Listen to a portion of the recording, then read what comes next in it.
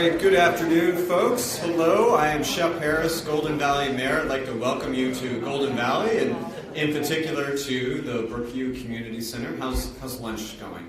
Is it good? Yeah? I saw some tuna fish. Yeah? I think I said to somebody, it's like owning Shabbat, you know? It's like you just get to say Shabbat Shalom. Well, again, I want to welcome you. It is really a pleasure to have you here. It's wonderful to have the Jewish Historical Society's annual meeting here. And not only do I want to welcome you, but there are people who are hopefully watching this. This program is being live streamed as we speak and recorded. So hopefully the folks like the Harold Smiths of the world who are down in Florida, hopefully you are watching and enjoying this program. I want to thank Robin specifically for inviting me in a few minutes. My job here is to welcome you, introduce Lieutenant Commander here from the Jewish War Veterans, and then Norman Pink, one of your board members. But personally, this is just a thrill for me. It's just, believe it or not, for some reason, maybe the time change messed me up. But I was just tossing and turning by about 5 o'clock this morning in bed, and it gave me a chance to kind of reflect about this moment. For those who don't know, I am a Southern Jew. I grew up in New Orleans. So every once in a while, I say Shabbat Shalom, y'all. Or Shalom, y'all. And I went to, for 10 summers, went to the Henry S. Jacobs Camp, the Institute for Southern Living Judaism, outside of Jackson, Mississippi. And I went to camp with Delta Jews. So I'm very connected up and down. I'm actually, if I think about it, a fourth generation Jew living up and down along the Mississippi River. Having anywhere between New Orleans with some stops beforehand in Caruthersville, Missouri, Memphis, Tennessee, and now here in the Twin Cities, where I'm raising my wife and I are raising our 3 children. So to me, Jewish history is very important.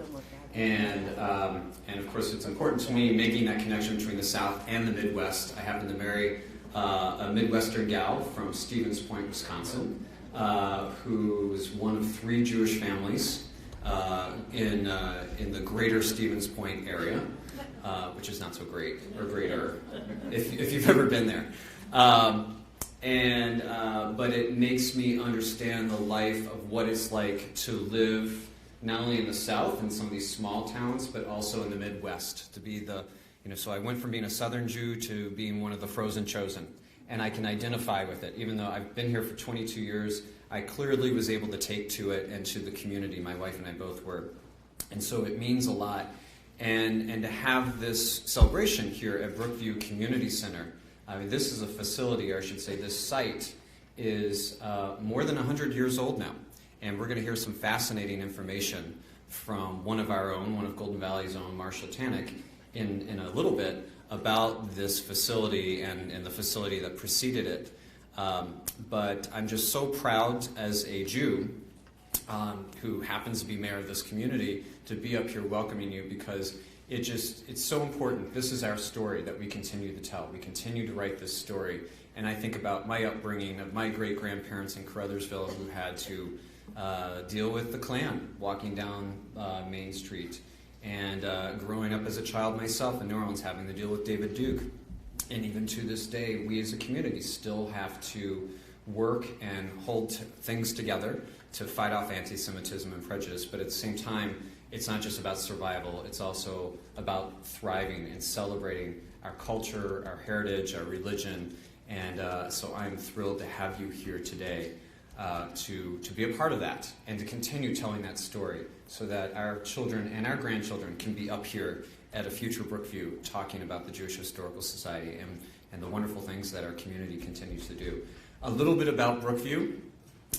Marshall's going to go into much more detail, but just from maybe the political behind the scenes, just so you know, we had to do something as a community.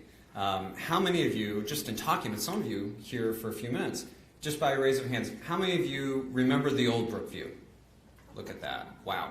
How many of you went swimming in the old swimming pool? Yep. How many of you were here for social activities? Yeah, look at that. That's right. How many of you played golf here in the past? Yeah. Lots of good memories. And now there are new memories that are being created here. Again, as I said before about creating and continuing our story as a Jewish community. For those who walked in the north entrance, you may have seen the what we call the backyard, the indoor climbing space, just packed to the gills. We had over 56,000 kids come through there last year. We're now coming up on year number 2. We're almost finishing year number 2 of this new facility. In the first year, we had over 56,000 kids in there. So just packed to the gills. So you got friendships that are being formed there. You have birthday parties that are happening there. And here in this this beautiful main room of ours, you're having simcha after simcha taking place. I can't tell you the number of, I've lost track of the dozens of bar and bat mitzvah celebrations that have happened in this new facility. So the story that you have, the experiences, the memories that you've had at the old Brookview continue on here at the new Brookview. We built this facility for about $18.5 million. We had some struggles as a community about what size would it be, where would it be. We talked about possibly doing it on the north, or I should say the southwest corner of Highway 55 and Winnetka Avenue, over by the tennis courts of Brookview Park. But that would have cost a pretty dime, a lot more than $18.5 million. We talked about what if we moved the entire facility over to our city hall and incorporated City Hall into the community center, so at the corner of Golden Valley Road and Winnetka Avenue. That would have cost around $68 million, so a big difference. We had a number of conversations here about a sports bubble, where we could have indoor activities during the wintertime, a walking track for residents or for visitors. And so we looked at various options, and through a bunch of consensus and input from residents, Marshall and I were just talking a few minutes ago with Doris, about who's responsible for this facility. Our community is responsible for this facility. It's not just 5 people who happen to be the mayor and the city council. Our community came together and rallied around putting this facility together, so I'm really proud of it. But I should also tell you, and I don't know if Marshall has this in his remarks, it was time. We needed to do something. The facility, the older facility, the core of it, the primary original part of the community center was almost 100 years old, would have been 100 years old last year. And there were shellacked tree trunks literally holding up the first floor, part of the first floor. So, it was time to do something. We didn't want to find out the hard way, or I should say the dangerous way, that it was time to do something. So we are thrilled and proud to have this facility. And of course, for everybody, not just for the Jewish community, but for everybody. But we are thrilled to have you here today. And so what I wanted to do now is introduce Lieutenant Commander Peter, and I gotta say this right, is it Nikitas? Yes, Lieutenant Commander Peter Nikitas from the Jewish War Veterans, who's going to do a special presentation. He's an Annapolis boy, was commissioned, is that the right term, if I believe? Yes, from the Academy in 1982. Served in Grenada in doing some activity, saw some time down in Grenada in the 1980s, and also in the Mediterranean Sea off the coast of Lebanon. And then also did some time in Pearl Harbor, which I'm sure was probably the toughest part. I've been to Hawaii, and Pearl Harbor is just gorgeous, so that probably by far was the toughest assignment. But anyway, please help me welcome Lieutenant Commander Nikitas.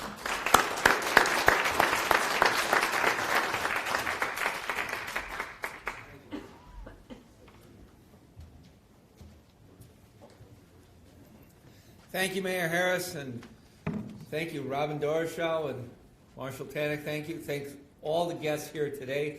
I'm Peter Nikitas. I live in St. Paul. I currently serve as the Jewish War Veterans of the United States Department of Minnesota Department Commander. The Jewish War Veterans of the United States is the oldest continuing veterans organization in the nation.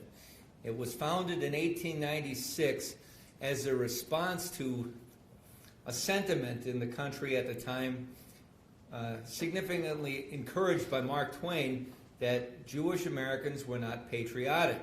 So a group of Union veterans who were Jews organized a convention in New York in May of 1896, and they founded the Hebrew Union War Veterans of the United States. They changed it to the Jewish War Veterans of the United States. And Confederate Jews joined as well, and the organization has continued ever since that day. So our mission is to provide a place where Jewish Americans who served as service members can show that they fulfill their civic obligations and their Torah mitzvot with equal enthusiasm here in the United States. In the state of Minnesota, we have a department, which is an important element within the structure of the Jewish war veterans. And we have 3 posts, and that's the basic building block. We have 2 posts in St. Paul, and we have 1 post in Minneapolis. The oldest post is 162 in St. Paul, which World War I veterans founded shortly after the armistice. And there was a Minneapolis Post 166 that ultimately merged. And then after World War II, Jewish war vets from both sides of the river founded 2 respective posts, 331 in Minneapolis and 354 in St. Paul. Then there were Korean War vets who founded 704 and 702 in St. Paul and Minneapolis, respectively. Through several mergers, we now have 3 posts within 1 department. And our post commander in Minneapolis is Len Wall, who is a congregant at Bet Shalom. 162 commander is Peter Glick, who's a congregant at Beth Jacob. And then the commander of Post 354 is Lou Michaels, who's a congregant at Mount Zion.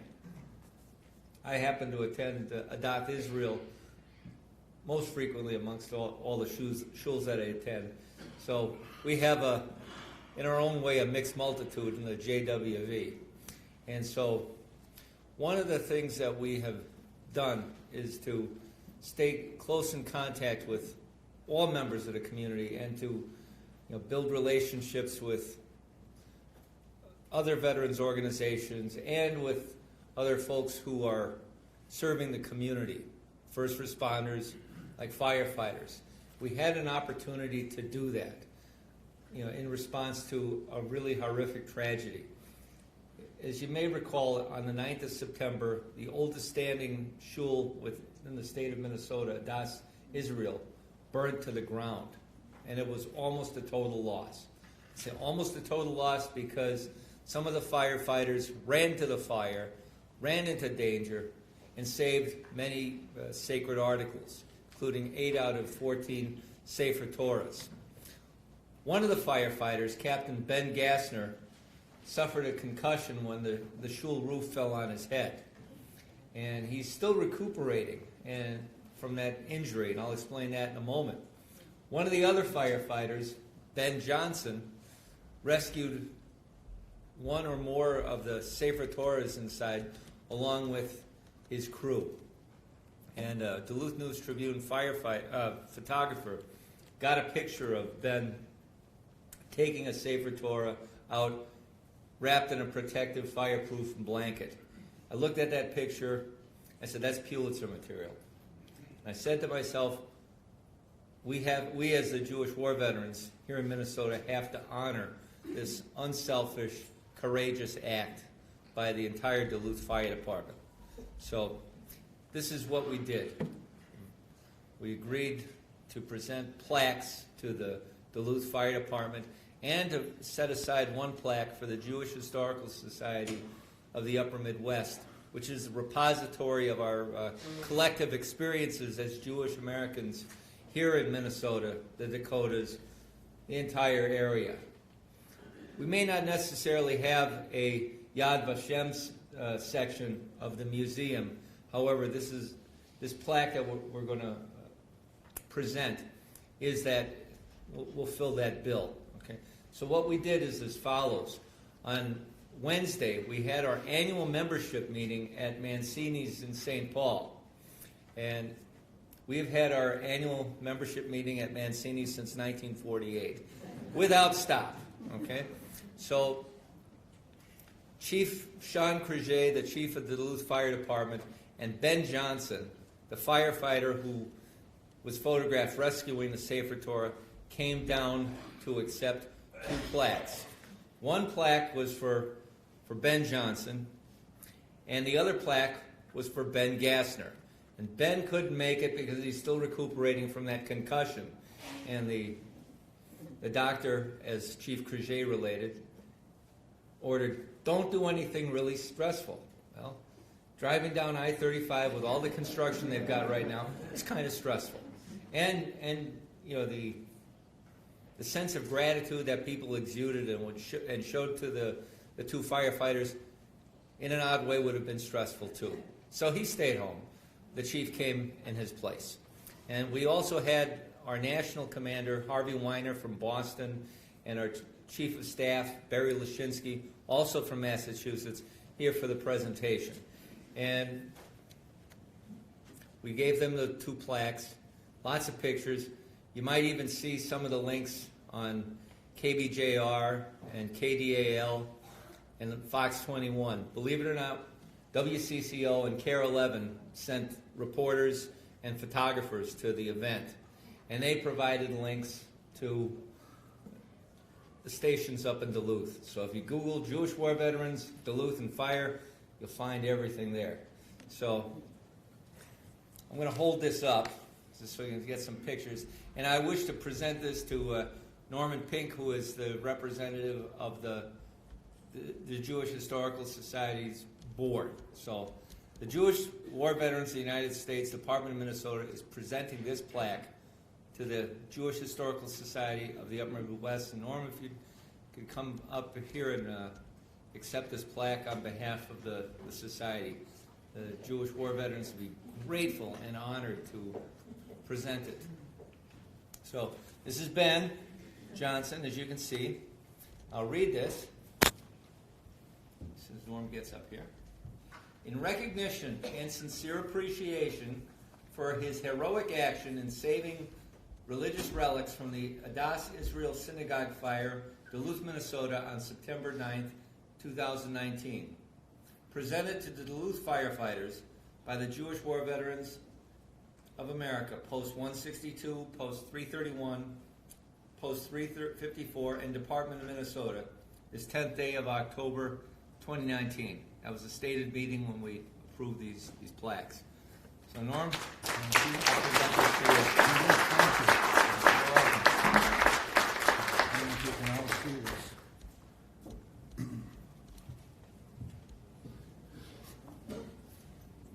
Well, welcome to everyone here on behalf of the Jewish Historical Society of Minnesota. Many of you attended a very important meeting at the Adath just a few hours ago. I'm glad those of you that were there found time to come to this meeting also. I want to thank Mayor Shep and Peter for the presentations that you made today. At this point, I would like to call a meeting together of those of you that are members of the Jewish Historical Society, and we have a very important duty right now. We have the board unanimously nominated and voted on 2 new board members, and I see they're here. I'd like Phil Greenberg to stand and Rabbi Atedki to stand.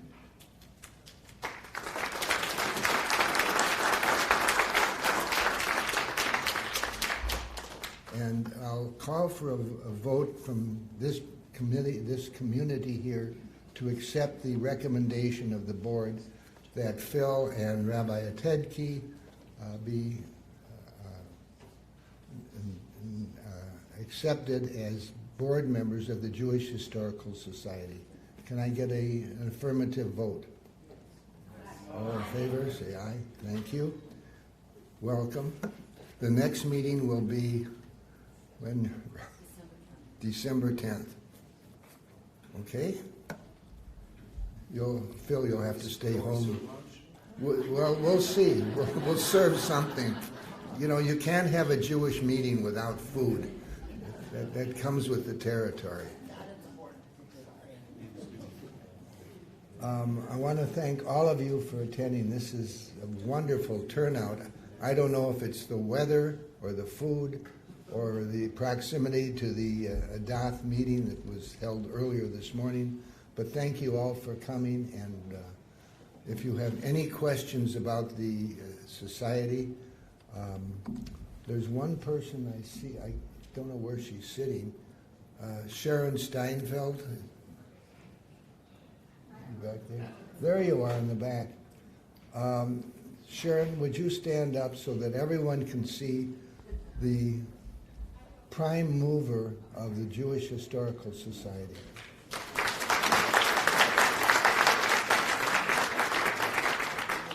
Sharon was not only one of the first members and the person that I think has that's due more credit for starting this organization.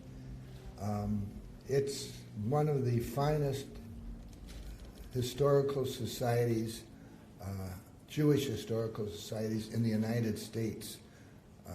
We've gotten comments from around the country, from people that are amazed at what we've been able to do, how we've partnered with the University of Minnesota, how our archives are now 5 stories below the surface in the old sand caves on the west bank of the University of Minnesota.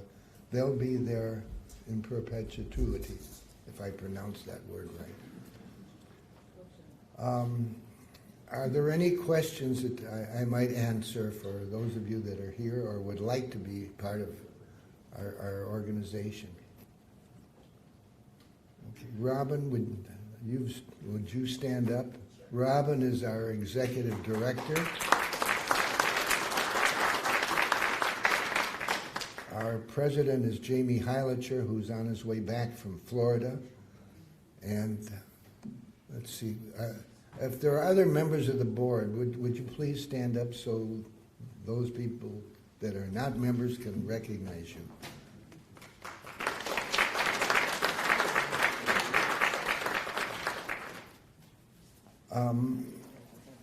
The reason that you're here is not to hear me talk, but to hear Marshall Tonic. I've got a bibliography of Marshall, but it is so long that I might take too much of his talk time. But I'll read you some of his accomplishments. Marshall represents clients in employment law and constitutional law, pet law, land law, and business disputes. But his main concern and his main focus is he's a student of law and teaching law in the law schools of University of Minnesota, William Mitchell, I think St. Thomas. But he's very interested in legal issues, and he sees them both as a personal challenge that can lead to modifications or improvements in our laws. I have a list of the awards that Marshall has won, and I think it would behoove me to read it to you. He's certified as a trial lawyer specialist by the Minnesota State Bar for more than 20 years. He's named to the Minnesota Super Lawyers list from 2003 to 2019. He's named Author of the Year by the Minnesota Bar Publication and the Distinguished Alumni Award by the University of Minnesota. We'll go on to the next page. He served as a law clerk from 1973 to 1974. He's a contributing columnist for the Minnesota Lawyer magazine, Bench and Bar magazine. He's writing for the Star Tribune, and I think he just had an article published this last week. He taught at the University of Minnesota Law School, Hamline University, St. Thomas, William Mitchell, and authors a weekly column in the Minnesota Lawyer magazine. He's chair of the Golden Valley Civil Service Commission and the Golden Valley Connections Project. I could go on because there's another page of his attributes, but you didn't come here to hear me, you came to hear Marshall Tanick. So, Marshall, please come up to the podium.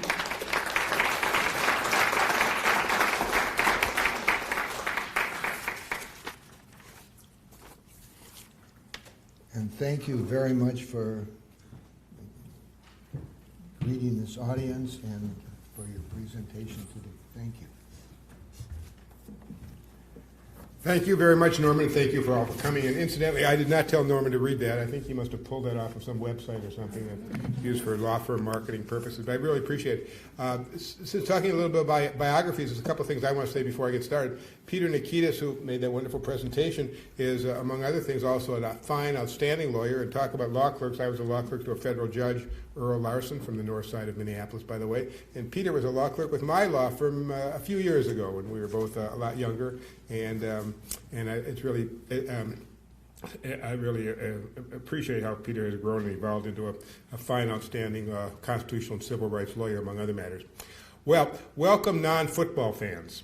All right. When I was asked to give this presentation by Robin a couple months ago, I was somewhat hesitant because among my passions, including my family and practice of law and history, is Viking football. And even the Gophers when they go 8-0. So I was a little bit reluctant. Really, literally, the first thing I did is check the Viking schedule and see if there's a home game. If there's a home game, I'd probably be there today. But there's not. So I've taped the game, today's game. And what I would ask is as a deal I'll make here is I will make this presentation if you all promise not to tell me what's going on in the game. That's called a quid pro quo. And one more thing about Mayor Harris too. Doris asked me if I was instrumental in developing this, helping develop the new Brookview that I'm going to be talking about, and I said no, I really wasn't. I played a teeny-weeny role, but the man who was is Mayor Harris. Now he didn't do it alone, as they say. You don't build a road alone, right? But he was really instrumental in having the vision to develop what we have here at Brookview. So he had a lot of help from other city council members and members of the public and taxpayers, but nevertheless, Mayor Harris deserves a lot of credit for being the visionary who helped develop the new Brookview. Having said that, one last comment before we get into this is I give a number of presentations on a variety of topics. In fact, if anyone's interested in my topic of Minnesota football law and lore, speaking of football, I'll be giving a couple of those presentations 2 weeks from now. I'm speaking to a Rotary Club about that and one other group, a continuing legal education group, and I do a lot of different presentations. I gave a presentation at the Golden Valley Historical Society a couple of weeks ago about the Minnesota, the connections of Minnesota with Watergate. So I'm kind of diverse. I'm kind of a mile wide and an inch deep kind of person. I know a lot of things. I know a little bit about a lot of things and very little about most things. But one thing that kind of somewhat horrific for me in giving these presentations, I don't like to give presentations to people who know more about the subject than I do. And I think that's a lot of you here. A lot of people here know a lot more of what I might be talking about than what I know. So you may want to correct me and say, oh, no, that's not quite right. It didn't happen this way. Because a lot of you lived through this period of time and spent time at the old Brookview and remember the old swimming pool, which we're going to talk about. So your memories might be better than mine. But what I've tried to do here is use Brookview as a metaphor for issues relating to discrimination and, as I say, Jim Crow and Jews in Minnesota.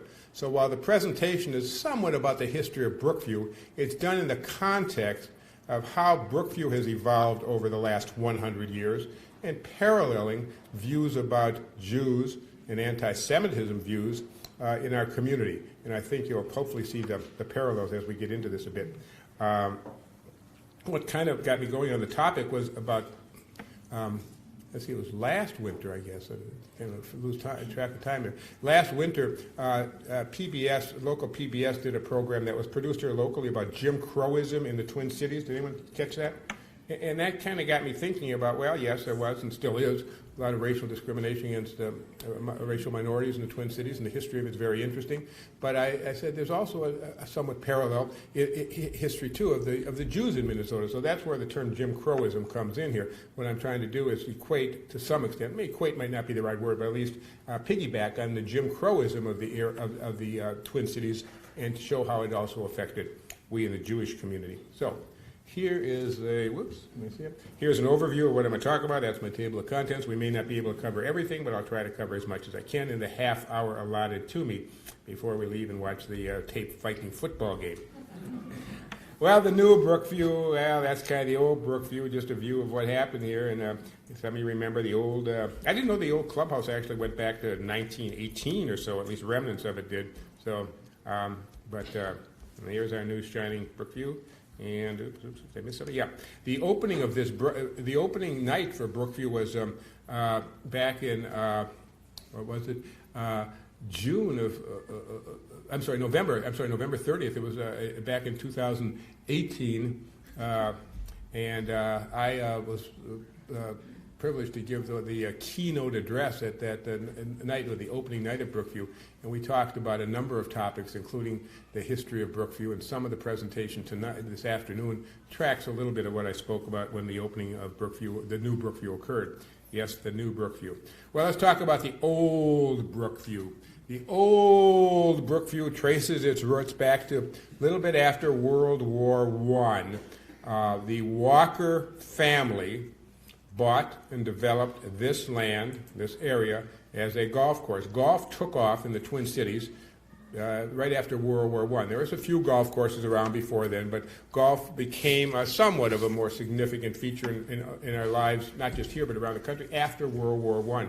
Part of it was attributable to the fact that Americans got a little bit more knowledge about golf courses from hanging around with the British and the English during the World War I, and of course the famous Scottish golf courses and like. So golf courses really grew exponentially after World War I.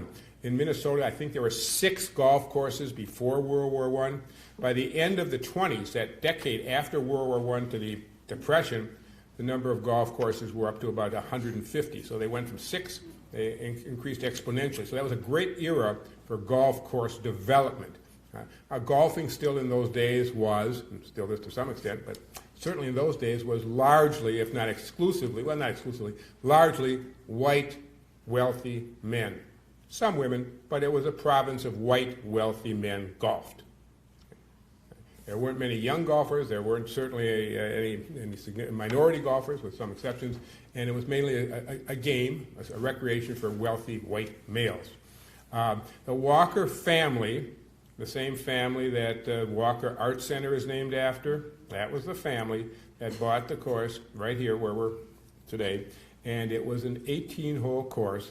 It was the land was purchased, as Mayor Harris said, in 1918. The golf course wasn't developed for a couple of years until the 20s, and it was known as the Superior Golf Course. That was the name of it, Superior Golf Course. The golf course was an 18-hole course, just like it is today. The changing rooms for the golf course were across Highway 55, where the shopping center is now. That's where the locker rooms were and the changing. All that was here was essentially the rudiments of this building, as Mayor Harris said, just a very wooden shack, essentially. But the locker rooms and the changing rooms were across Highway 55, which wasn't Highway 55 back then. It certainly wasn't called Olson Memorial Highway either back then. But that road there, they went across the road there and changed where the shopping center is now. There were quite limited amenities. The mayor talked about various events, and we'll get to that were held here over the years. But now, back in those days, this was not much of a club at all. It was just golf. It didn't have anything else except golf, and that's what they did here. They golfed. Okay? It was a course that was essentially it was a private course. You had to be a member. There were some public openings available. Essentially, it was a private course. It was largely for white men of some means, affluence, basically living in this area, or at least the northwestern part of the Twin Cities and Minneapolis area. And that's how it continued through the for a long period of time until it became the Jewish Brookfield, which I'll talk about in a few minutes. But from the early 1920s through World War II, the Superior Golf Course was, this facility was the Superior Golf Course. At around the same time, another Jewish golf course, the first Jewish country club was developed here in the Twin Cities, and that was Oak Ridge. Oak Ridge developed in the late 1920s and really into the 30s. And Oak Ridge was a primarily, if not exclusively, I don't know if exclusively, but primarily a Jewish country club. It started in the 1930s. Right? And again, it was for largely white males of affluence. And it was pretty far out, if you think about it. Oak Ridge, back in those days, it was a pretty long ways out. I know even as a kid, back in the 50s, when my parents would take me out to Excelsior Amusement Park, it would feel like an all-day trip. We'd have to make a couple stops on the way out there. That was a long way out. There was a bus line that ran out, streetcar line that ran out from downtown Minneapolis to Oak Ridge, but it wasn't real easy to get out there in those days. So it was kind of way out there back then. All right? But then we get to the development. So that's through World War II. And obviously, not obviously, but golf took a significant reduction. There was a reduction in golf during the Depression and during World War II, so it was kind of subsiding at that time. But after World War II, they were back, and golf is, if not booming again, at least back in force. All right, and then we see the development or evolution of the Superior Golf Course into the Jewish Brookfield. What was happening then? Minneapolis, in particular, was labeled the anti-Semitism capital of the United States. There was a book written, a magazine article written, and then turned into a book by an author named Kerry McWilliams. Kerry McWilliams was what they used to call, in the turn of the century, a muckraker. He was, without putting too many political labels on this, he was a liberal, left-wing writer, but a well-known one in his day. And he wrote about social topics and political topics. And he wrote an article that appeared in a national magazine and then was turned into a book in which Minneapolis, he came here and investigated and examined it, and he labeled Minneapolis as the anti-Semitism capital of the United States. And he traced how that developed, and it obviously caused quite a stir. And I said Minneapolis. I didn't say Minnesota, and I didn't say Twin Cities. It was focused on Minneapolis, and not so much any other part of the state, and not so much St. Paul. It was just focused largely on Minneapolis. Well, it created quite a firestorm. It didn't tell people something they didn't know, but it told them something they didn't want other people to know. And it opened up a wound, and it created a lot of efforts to stem the bad publicity that particular article and particular title gave to Minneapolis. And there were and that's sort of the beginning of the anti-discrimination efforts, at least anti-discrimination efforts in the Twin Cities, came about largely in response to being labeled the anti-Semitism capital of the United States. Hubert Humphrey was the mayor at that time. And Humphrey was elected mayor during World War II. He served as mayor until 1948 when he ran for and was elected to the Senate. And Humphrey, as mayor, Humphrey set up a commission to deal with anti-Semitism and a task force and those kind of study groups and investigations. And there was even some legislation enacted during that period of time in Minneapolis that ultimately was the predecessor of the fair housing laws that was adopted statewide in Minnesota, and the creation of the some of the early anti-discrimination laws were enacted in Minnesota in the mid-50s. They were patterned after some of the Minneapolis ordinances that were sponsored by Hubert Humphrey in the mid and late 40s in response to the Kerry McWilliams article about Minneapolis being the anti-Semitism capital of the United States. And those were kind of forerunners of the federal legislation in the 1960s, the Civil Rights Act and the Fair Housing Act. But they sort of had their roots, to a significant extent, here in Minneapolis. So that's the irony. Minneapolis was claimed to be was titled the anti-Semitism capital of the United States. And in response to that, legislation and other political efforts were taken that set the groundwork for anti-discrimination laws in Minneapolis that sped to Minnesota, that ultimately were to some extent the model for the federal Civil Rights Act of 1964 and the federal Fair Housing Act of 1968. To a large extent, they were born out of experiences here in Minneapolis. Well, what else was going on kind of in the anti-Semitism world of that post-World War II era? Some of you may remember a movie called Gentleman's Agreement. It came out in 1947. It was a big movie. It won the Academy Award in 1947. Hollywood was changing. This was the era of film noir and somewhat recognition of social problems that had been glossed over before, or couldn't even be portrayed because of the strict movie codes they had back in those days. But it was a breakthrough. The movie Gentleman's Agreement was a breakthrough. It starred a big star at the time, Gregory Peck, who played a character. The movie character, his name is Philip Green. And some of you may remember seeing the movie or seeing it since then. It's still around on television. You can find it there.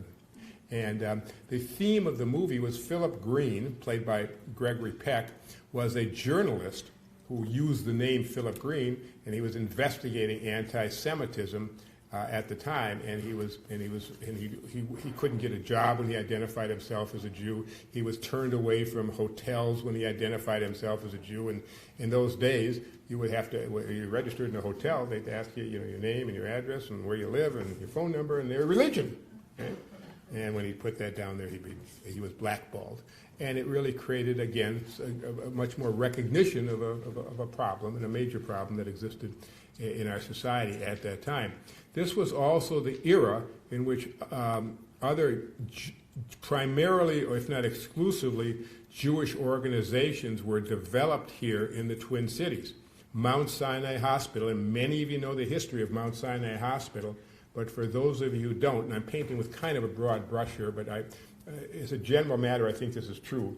Generally speaking, Mount Sinai Hospital, which was opened up in 1947 on Chicago Avenue in Minneapolis, where the Heart Institute now is, was the product of Jewish doctors in the Twin Cities, largely Minneapolis, not being given privileges, admitting privileges and practice privileges at area hospitals.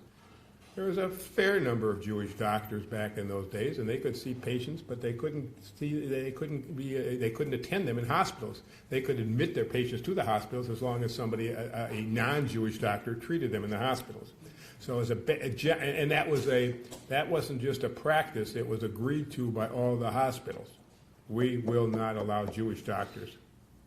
As a result of that, the Jewish doctors got together and formed Mount Sinai, which was the Jewish hospital of the day. That's 1947, 1948, the same time these other developments are happening.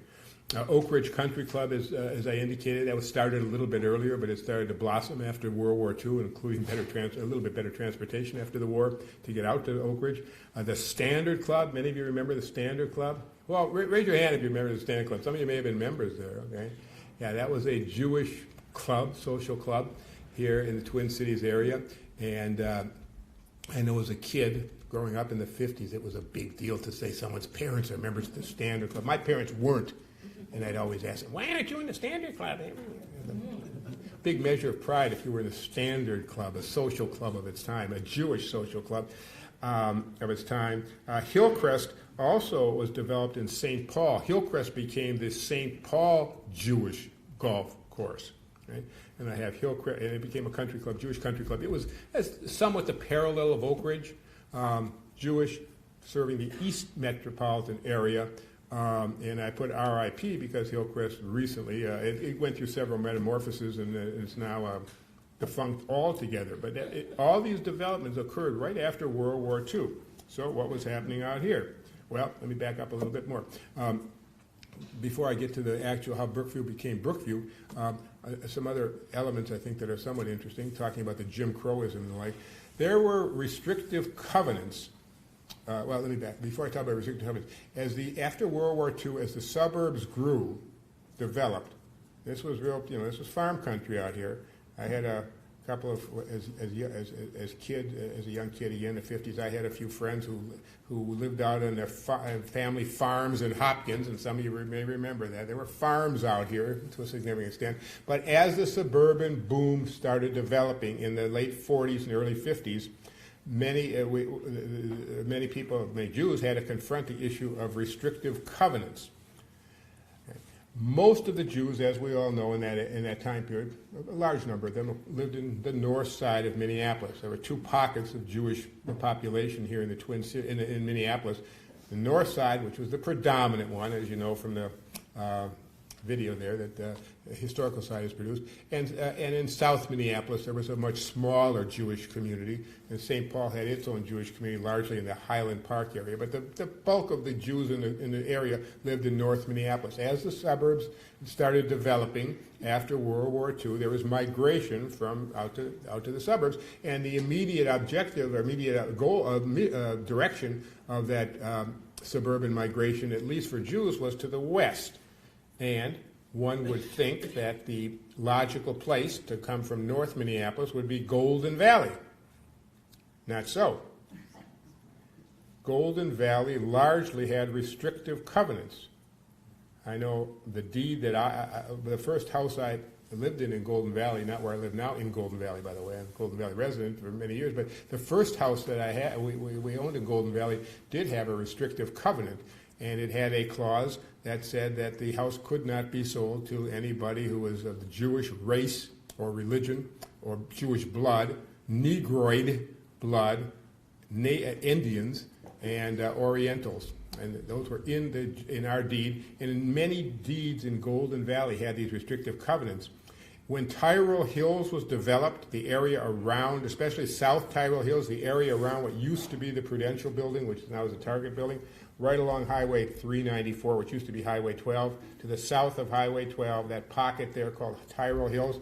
I remember very well as a young lad, sometime in the early 50s, seeing these newspaper ads for Tyrell Hills, this new development that was being developed, and the ads themselves said, and I've been trying to find these, by the way, as a historian, I try to find these. I can't find the actual ads. I've gone to the microfilm in the newspaper, and I can't find them, but they existed because I remember it. Tyrell Hills, and they show these new houses being built, for $12,000, $15,000. There's a lot of money in those days, as you know.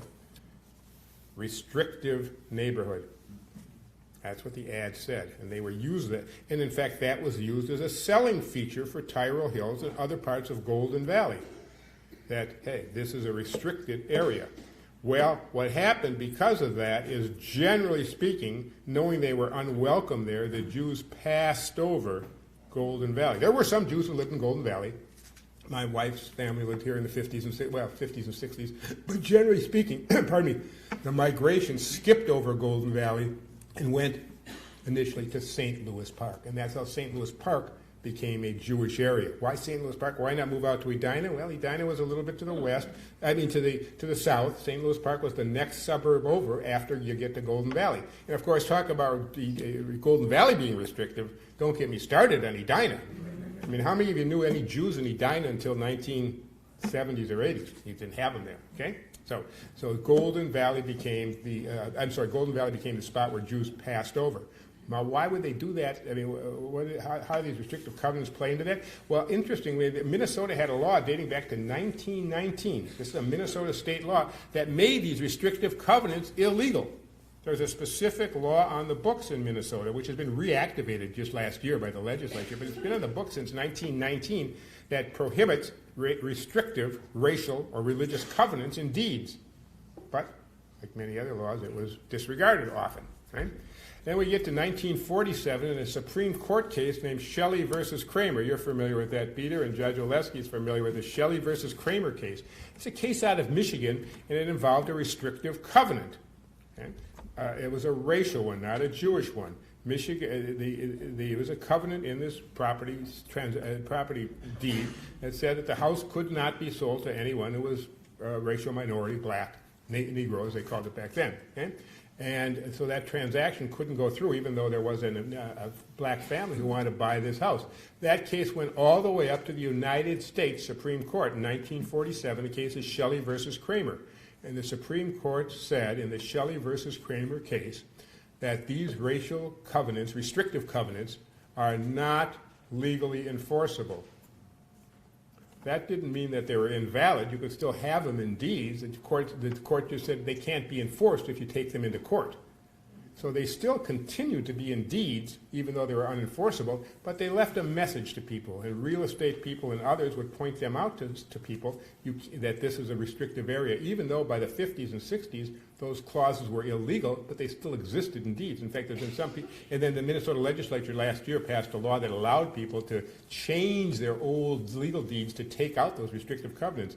But if you have an old deed, to property in the area, take a look at it and see if it has those restrictive covenants, because they were quite prevalent.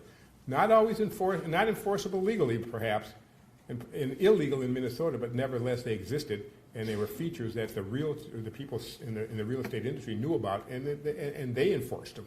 They enforced them by showing buyers, prospective legal Jewish buyers, where they could live and where they couldn't. So then we get to the purchase of Brookview, and Brookview gets purchased at that time. Oops, let me back up. So all these developments are going on here dealing with anti-Semitism post-40s, and the Jewish members of the Jewish community decided to purchase this facility. And that's how, and it was 1947, Brookview was purchased from the Walker family. The Superior Golf Course became Brookview. The Jews banded together, formed a nonprofit corporation, and bought this property and turned it into Brookview. Okay? That largely, and I'm not saying this in a derogatory way, but largely the Jews who bought and became members of Brookview were a little bit less economically and socially affluent than the Oak Ridge crowd. Okay? And I'm not saying that to derogate anyone, but the Oak Ridge crowd was older line, more affluent Jews, okay? Largely, mainly professionals, a lot of doctors and lawyers, and we all know that many opportunities were not available to Jews back then, and economically and professionally.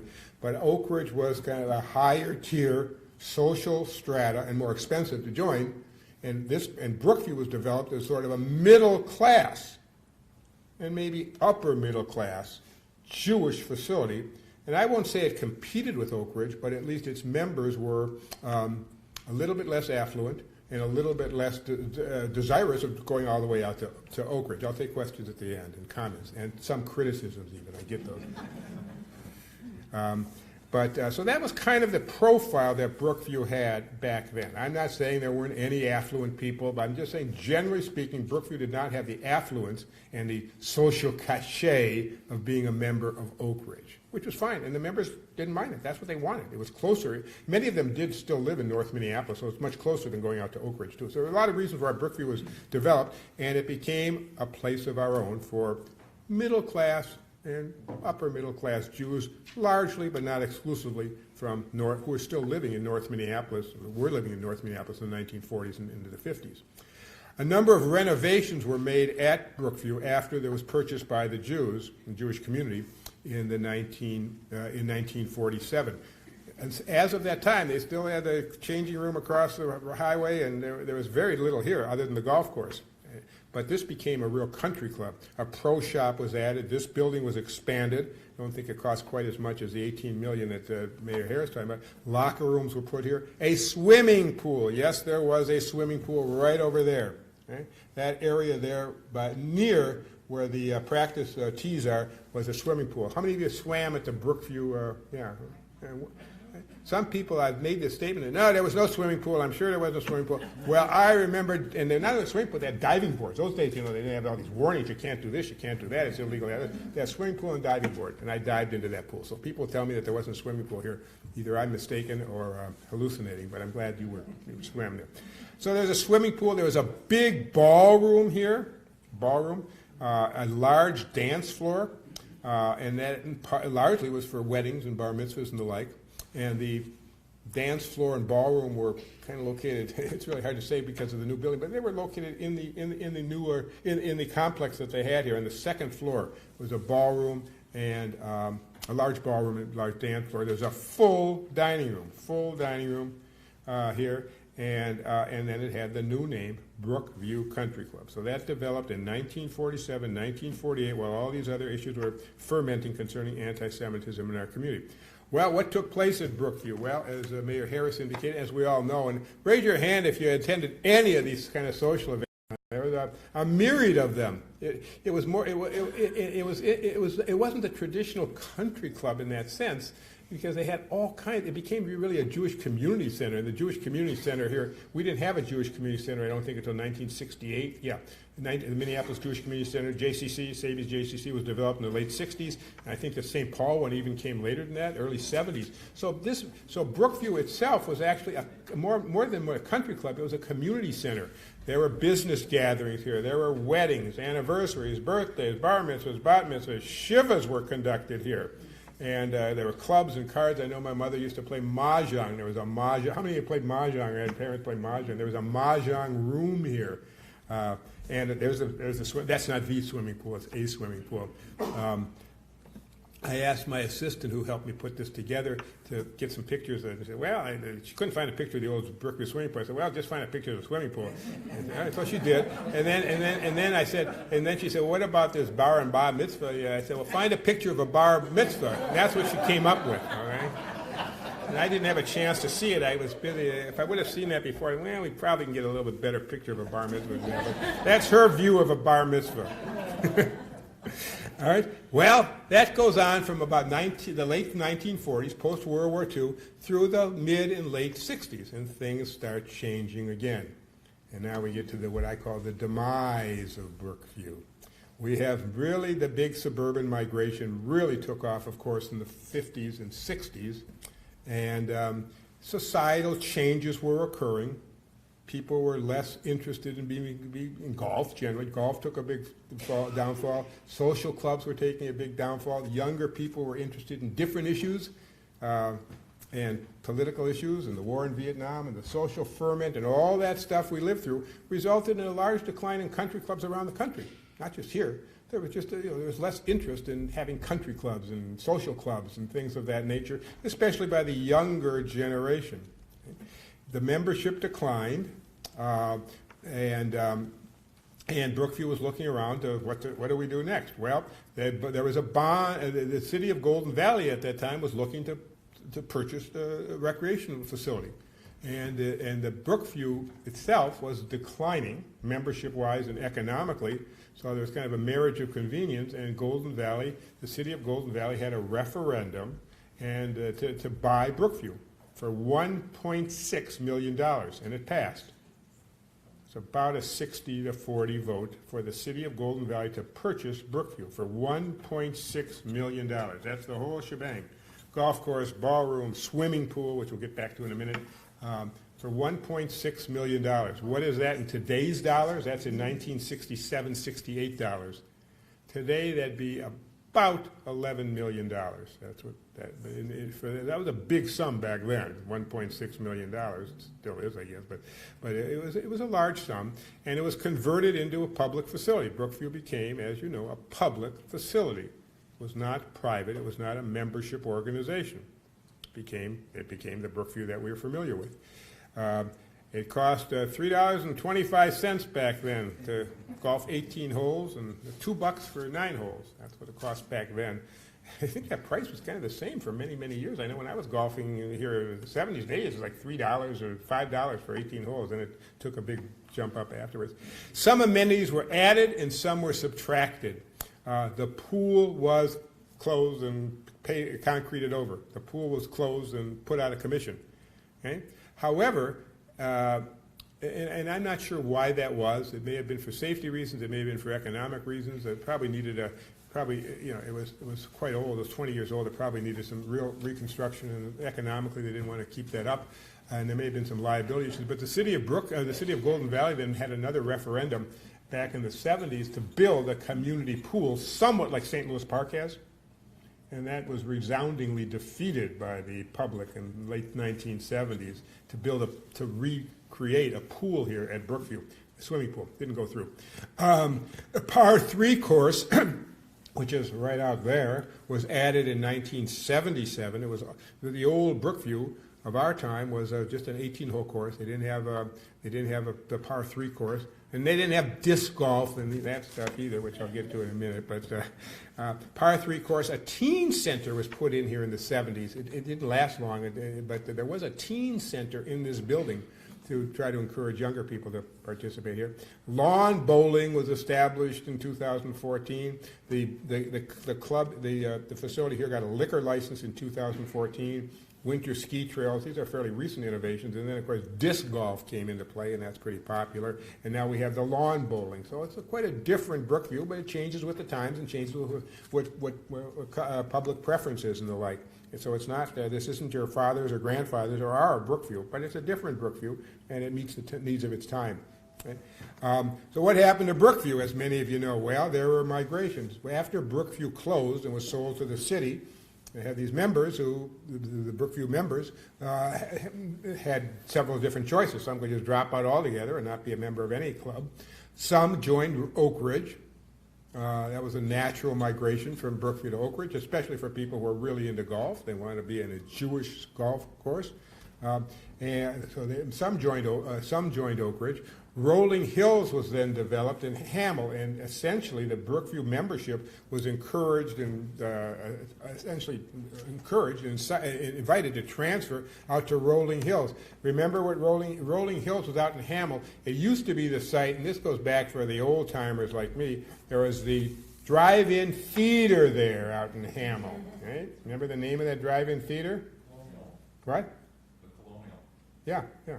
The Colonial Drive-In Theater, okay, was there, and that was also the site of a golf course behind there. And the Brookview membership, some transferred over to Rolling Hills. It did not go well and didn't last long for a number of reasons, and the old Brookview crowd did not take well to the Rolling Hills facility for a number of reasons. One was distance, even with the modern transportation, it still was a far ways out. There wasn't much of a Jewish community living there, and for holding social events and weddings and bar mitzvahs and shivas, who wants to go out to Hamel for that? So it just didn't work. Some joined Hillcrest and St. Paul, and about this time, too, some of the non-Jewish country clubs were actually opening themselves up to Jewish membership, which didn't exist back then.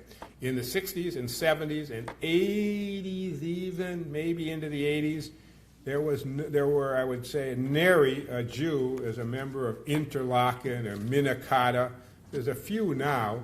One of my friends was supposedly, although they weren't counting at that time, but he and his wife were supposedly the first Jewish members of Minnetonka back in 81 or 82. But some of the other country clubs were now amenable to having Jews join them, which they weren't before. And that also siphoned off some of the Brookview crowd as well. But it was bye-bye Brookview as a facility for Jews, certainly at that time. And we have the new Brookview, and this is what our new Brookview looks like from a overhead view of the architect's drawing, and that's how Brookview was developed. And we all know about the new construction here. I won't go into that because I think Major Harris gave a really interesting short presentation of what went into the new building and what didn't go into the new building and some compromises that were made. And that's the new Brookview, and that's me. What a terrible backswing, right? I'm on the first hole. They're teeing off on the short, that's the par 3 course, right to the left, and I don't even look like I know what I'm doing there. I got the wrong apparel, but that's me golfing at Brookview. All right, so that's kind of some not-so-short history of not just Brookview, but of how it plays into the whole Jewish community and the Jewish experience that we've had here in the Twin Cities. And I conclude by having the Brookview no-brainer. So there's a test here for you. So how many golf courses are there in Minnesota? Let's raise your hand here. How many think there's 714? All right, where did I get that number, 714? Where does that come from, huh? Barry? Babe Ruth number. I couldn't think of any number there. 714. All right. No, that's not right.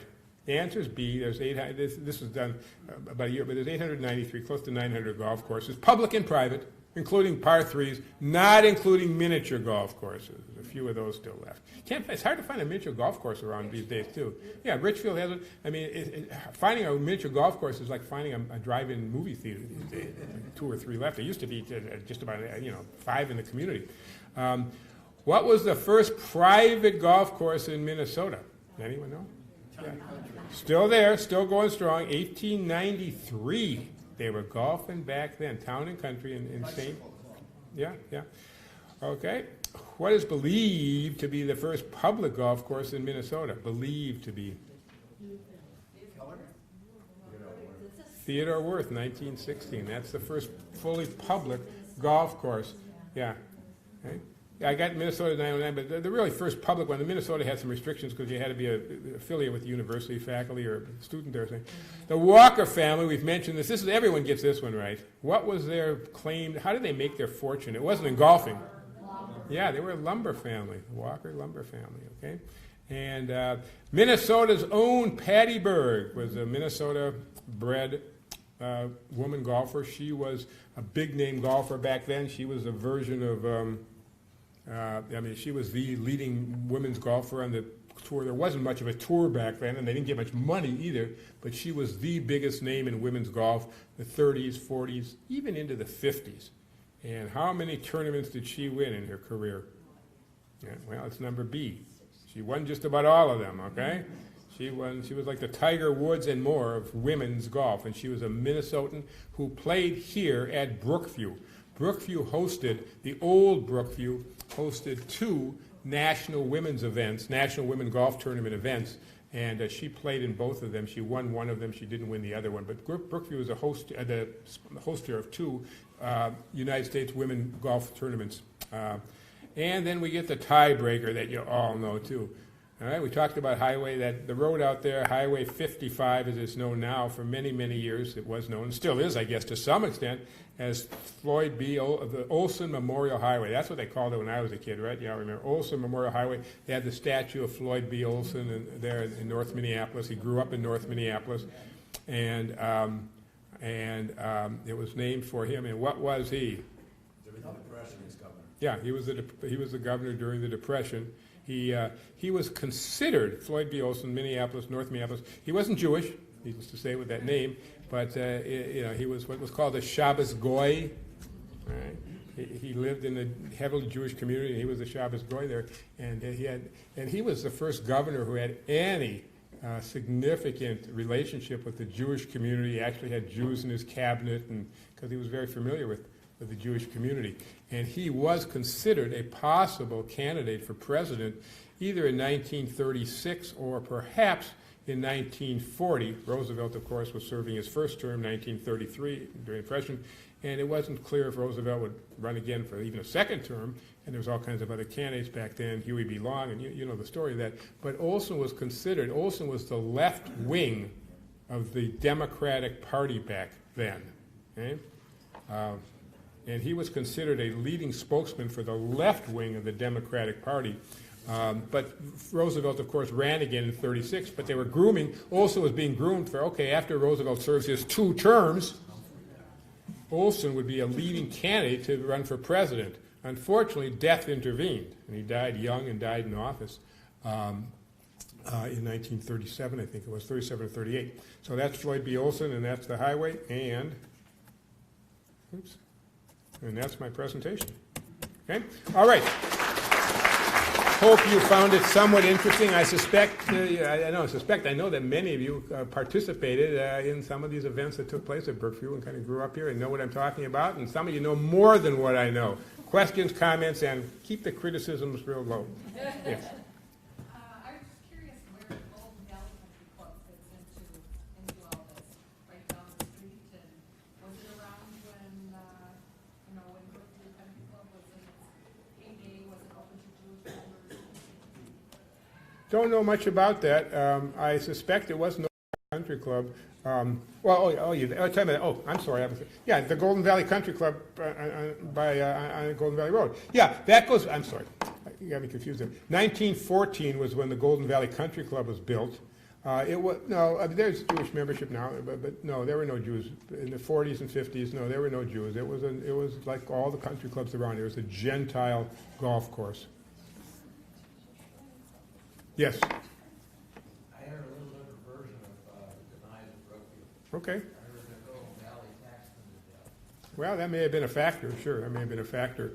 I don't think that was the most significant factor, but I was I wasn't around it. Well, I was around at the time, but certainly taxes can be a factor. But I think, and that may have, well, the taxes may have contributed to having raised the dues, which may have contributed to people leaving. So it was probably a combination of factors, but certainly economics were a driving force. But I don't think that was the only force. I think, sociologically speaking, some of these other changes that were going on in society and younger people not being that interested in country clubs, I think that was a factor too. But I don't deny that they probably got pretty highly taxed. Yes.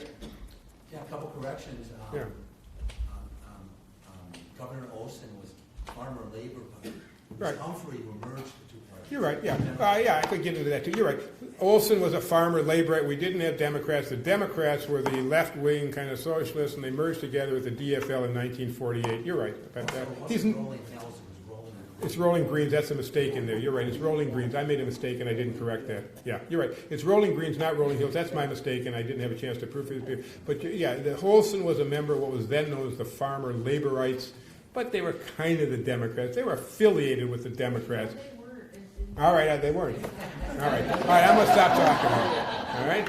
I think they were, and I'll debate you with that later. I'll debate you about that later. They weren't Republicans, though. All right.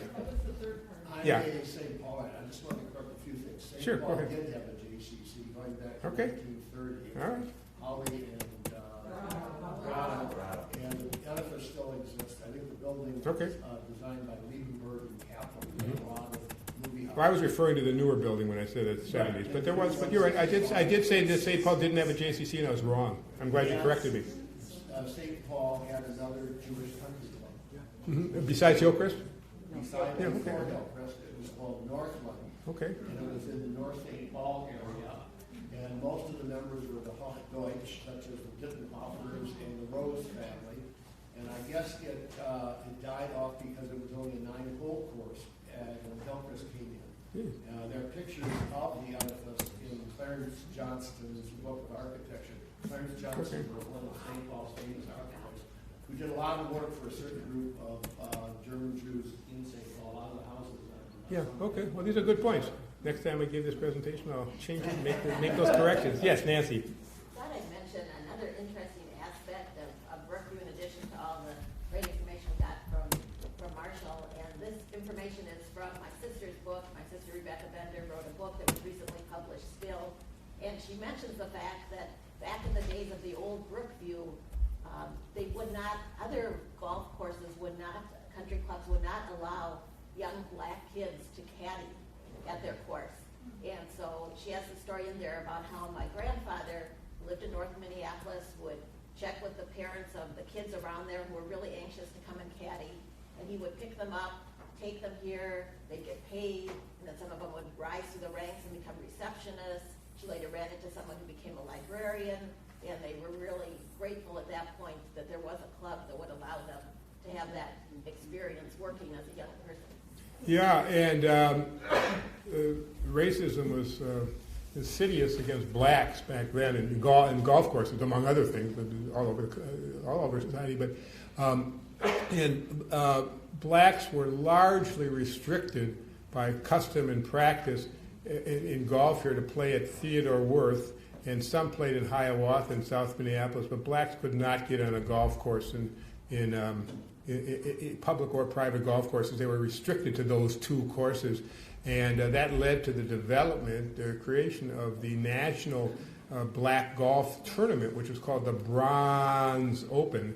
The Bronze Open was, blacks were not allowed on the professional golf tour back then in the 50s and even into the early 60s. I think the first golfer was Charlie Siffer, who played on the pro tour, and blacks were never allowed at the Masters until maybe 1980s, 90s. But anyway, so Minneapolis, because Minneapolis had the two golf courses that allowed blacks to play, the national organization of black golfers held their annual event here in Minneapolis. It was called the Bronze Open, and one of the featured star players, the celebrities who would come here to play in the Bronze Open each year was Joe Louis, the boxer.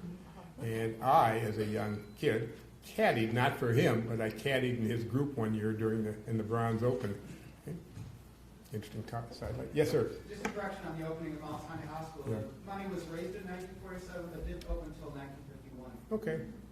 fair enough. My parents were hoping I'd be a little bit late so I could be born there, Yeah, and that's okay. why I was- Yeah, but so the initiation started in 47, I guess. It wasn't created until 51. Good point. Yes.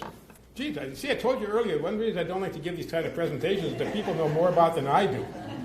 Okay? This would be a great presentation to give to people, non-Jews. Wow, this guy really knows everything.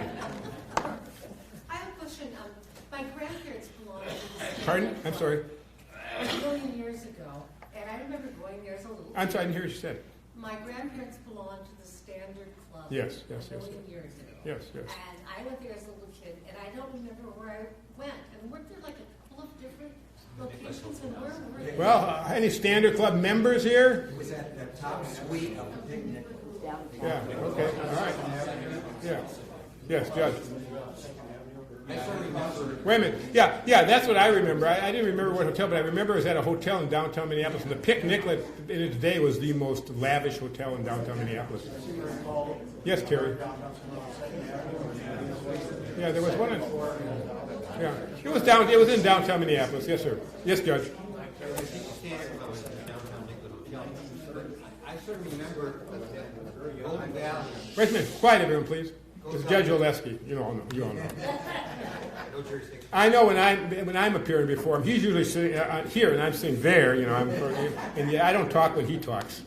I recall Golden Valley back in the late 60s wanted Brookview, and I think they threatened to take the liquor license, and that precipitated the agreement to sell to them. All right, well, so we have two other factors here, high taxes and Golden Valley. But I guess what you're suggesting, Judge, and you're probably right, that Golden Valley was kind of looking very favorably on wanting to buy this site, and maybe they gave them a bad situation on taxes and treated them other ways. But I think it was a marriage of convenience. I don't think even without that Brookview would have lasted much beyond the late 60s and into the 70s. I just don't think it could have done that. But maybe, Molly, did you have a question? I don't think Brookview became that name for a while because I played there in the 40s, and in 1950 it was still called. I saw that you had a newspaper article there that listed as Superior Golf Course. So the name, the purchase occurred in 47, but the name probably stayed as Superior for a while. And I guess that a good historian should check that out and see how and when that name change occurred. And also, I don't think there was a swimming pool then. Well, not then, but there was a swimming pool in the 50s and 60s. No, I didn't say there was one originally. They didn't have one originally.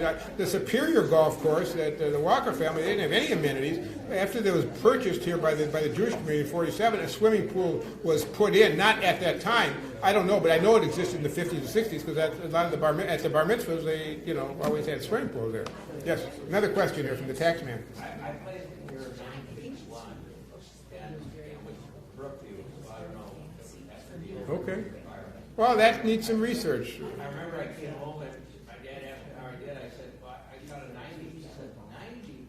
He said, you're 10 years old. He said, how many holes? I said, 9. Okay, good. Yeah, so at some point, probably, because your newspaper article was in 1950 and it uses the word Superior, and you golfed here in 51 at Brookview, so there's the answer to the question, probably. Yes. Yes, Robin. Yeah.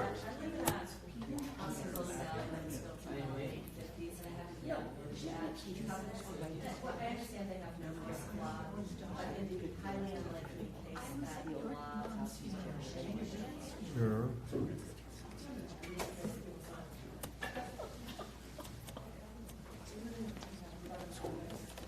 like if that shall make sense, but in the highly unlikely case. I doubt, the Supreme Court can't overturn its prior decisions, can it? Can they do that, Judge? Pardon? Can the Supreme Court overturn prior decisions? Sure. Oh, I guess they can. Yeah, I kind of thought they could, right? So, I'm not saying it would happen, but in the constellation of possibilities of what happened, I'm guessing those would have force of law. Well, they could.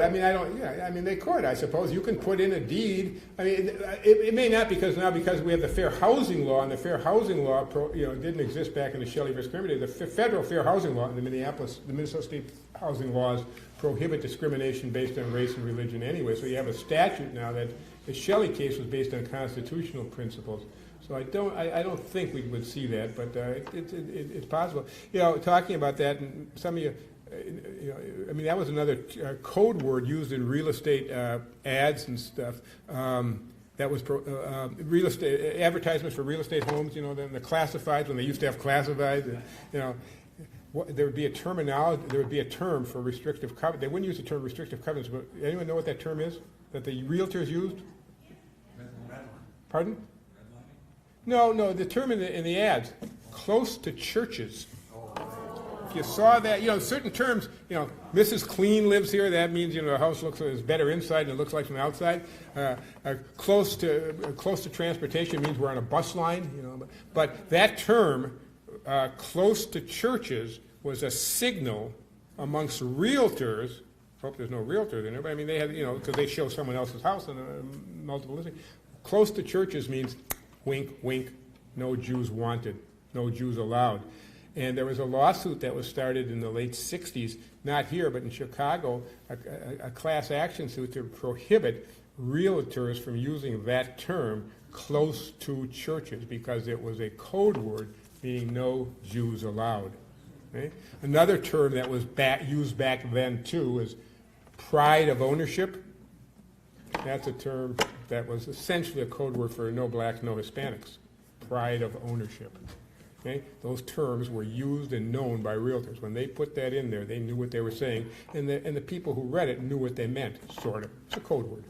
But close to churches. I always wondered about that. Even people, they really care to be close to a church? I don't know, but I guess they do. But close to churches had nothing to do with transportation. Yeah, you can walk over to church. It had to do with no Jews allowed. Okay? Anybody else have a comment or question? Thank you for these good points. I mean, and some of these, I'm going to incorporate these, and if I ever give this again, I think it's my last time. Ooh, tough crowd. Yes. This is a golf thing.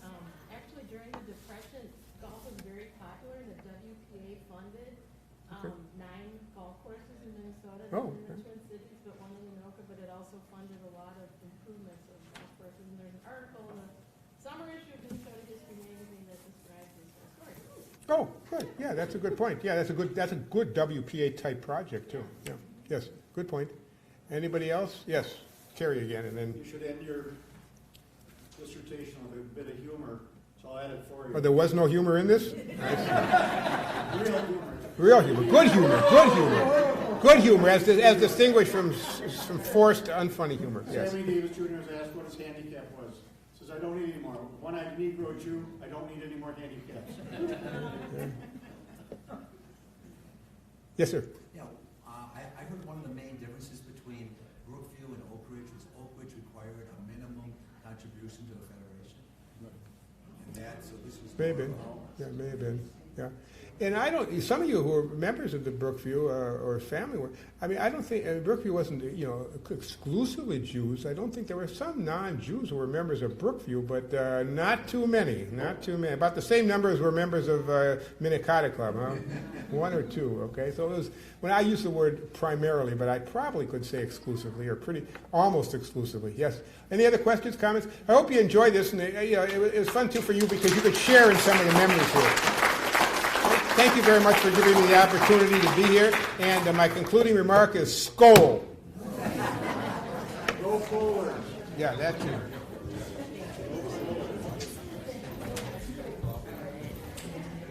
Thank you all for being here and being part of the Jewish Historical Society.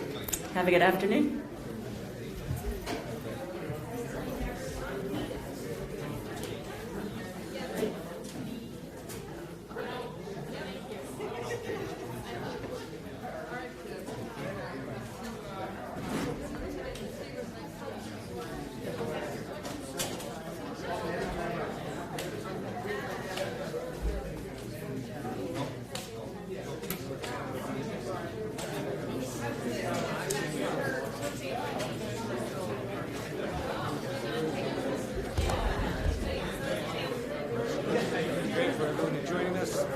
Thank you, and have a good afternoon. Harold, if you're still there, if you're well, talk to you soon.